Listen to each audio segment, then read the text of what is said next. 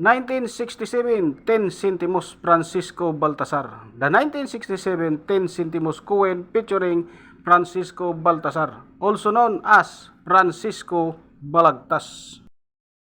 The 1967 10 centimos coin was part of the Filipino series introduced by the Central Bank of the Philippines in the mid-1960s. This series was a major shift in the Philippines coinage for several reasons.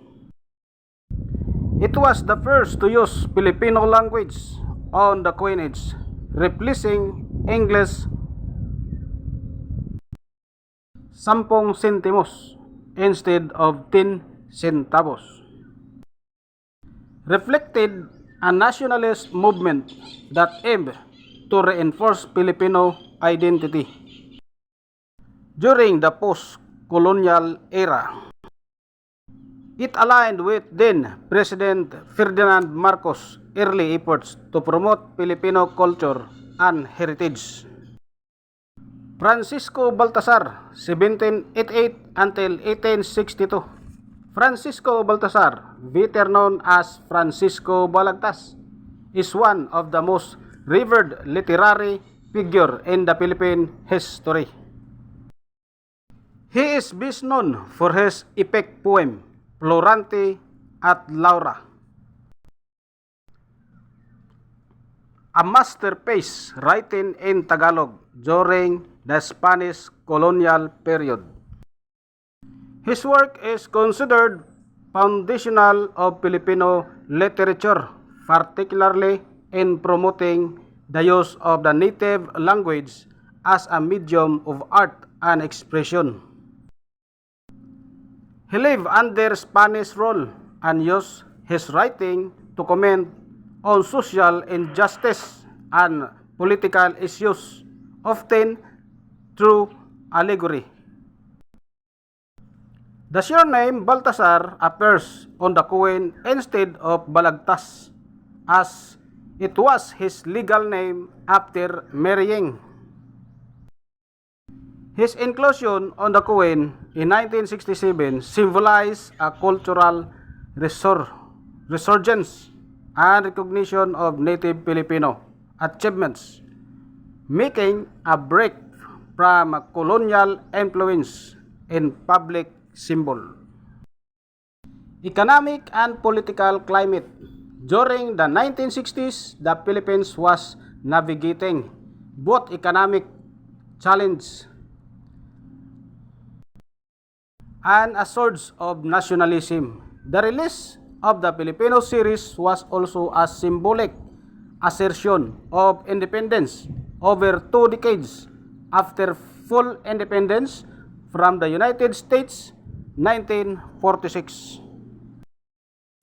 The coinage change emphasized Filipino identity in daily life, especially important in a multilingual, multi-ethnic nation recovering from centuries of colonization.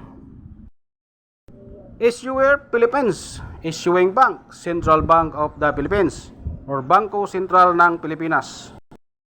Rolling Authority, Republic 1946, Type Standard Circulation Coins, year 1967 until 1974, value 10 centimos, 0.10.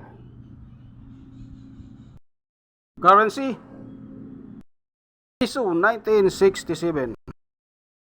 Composition, nickel brass, 70% of copper, 18% of zinc, 12% of nickel. Weight 2 grams, diameter 17.85 mm, thickness 1.15 mm, shape round, technique mild, orientation coin alignment, demonetized January 2, 1998.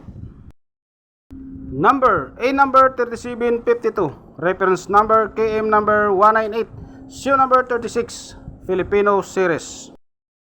Overs, Coat of Arms of the Philippines, script Latin.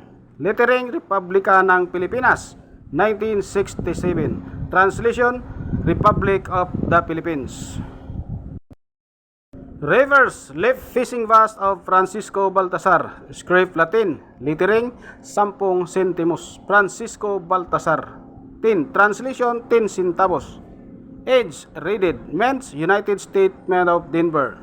US United States 1906. US Mint San Francisco 1854. 1967, 24% sa ating sirkulasyon at mayroong 50 million example. Very good, 24 pesos. Fine, 24 pesos. Extra fine, 28 pesos. Very fine, 28 pesos. Extra fine, 30 pesos. About uncirculated, 30 pesos. Uncirculated, 37 pesos. At dito yan guys sa ating enomista.com. Maraming salamat sa panonood at God bless sa ating lahat.